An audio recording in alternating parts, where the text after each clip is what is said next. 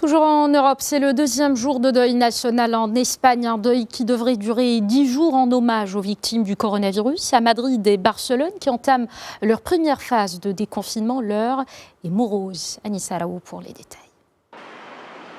Les drapeaux sont en berne sur tous les bâtiments publics, partout dans le pays. Il s'agit du deuil national le plus long décrété sous la démocratie espagnole.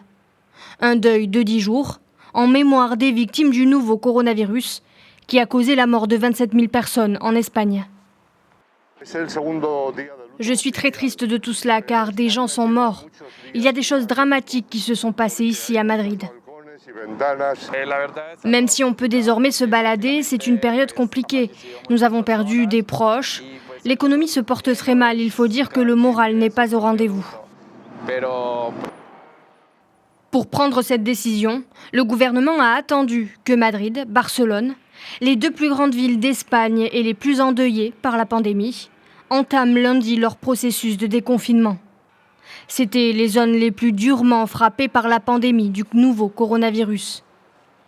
Les habitants peuvent désormais se retrouver en groupe de 10 maximum, chez eux ou en terrasse, des bars et des restaurants. Les grilles des grands parcs de la capitale seront rouvertes. Tous devront cependant continuer à porter le masque, obligatoire dans les bâtiments et sur la voie publique, quand il n'est pas possible de garder une distance de sécurité de 2 mètres.